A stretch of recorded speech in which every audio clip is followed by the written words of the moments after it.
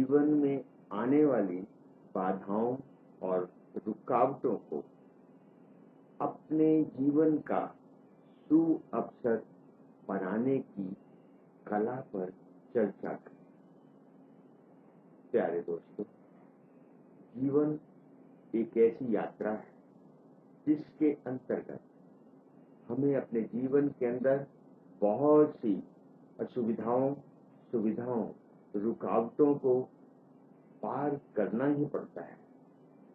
शायद ही ऐसा कोई इंसान वर्तमान समय में हमें मिले जिसके जीवन के अंदर कभी भी, कहीं भी, कैसी भी कोई परिस्थितियां, रुकावट, बाधाएं ना आई।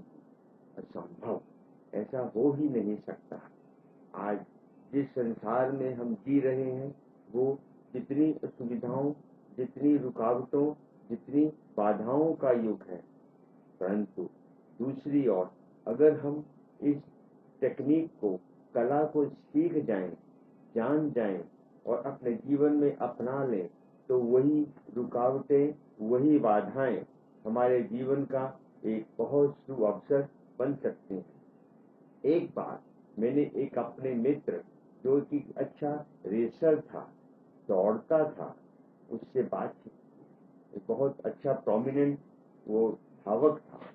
मैंने उससे पूछा, अरे भाई, आप कितने वर्षों से इस हर्डल रेस के अंदर, बाधा दौड़ के अंदर भाग ले रहे हो और आपको अपनी इस बाधा दौड़ को इनाम जीतने के लिए कितनी ही रास्ते की बाधाओं को, रुकावटों को पार करना पड़ता है, तो आपके मन में क्या आता है?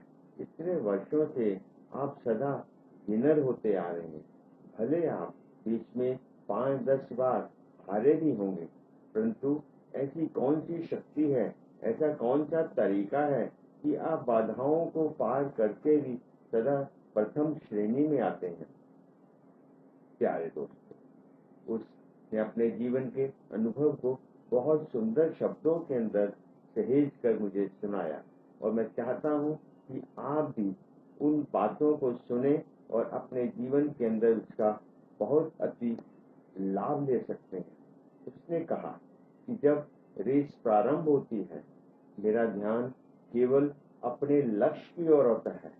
मैं ये नहीं देखता कि मेरे आसपास दौड़ने वाले कौन कौन से रेसर हैं, परंतु मेरा केवल ध्यान अपने लक्ष्य की ओर होता है और मन के अंदर ये संकल्प होता है कि मुझे जीतना ही है। रास्ते में कितनी ही बाधाएं आए, इनको तो मैं हर बार पार करता ही आया हूँ, आज भी उसको पार कर लूंगा, परंतु मेरा लक्ष्य होता है कि आज भी मुझे जीतना ही है। तो इस तरह जब रेस प्रारंभ होती है, ऐसा नहीं कि हर बार मैं आगे ही रहता हूँ।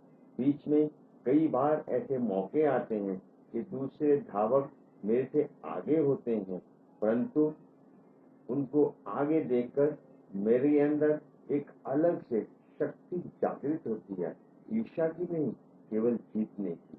तो प्यारे दोस्तों, उस शक्ति के द्वारा मैं अपने जीवन को और शक्तिशाली बना लेता हूँ और उमंग, उत्साह में आ जाता हूँ और अपनी सारी शक्तियों को केंद्रित कर पूरा जोर लगा देता हूँ और कुछ ही पलों में मैं अपने फिनिशिंग लाइन पर प्रथम श्रेणी में पहुंच जाता हूँ। तो इस तरह मैं अपने जीवन की रेस को जीतता चला आ रहा हूँ।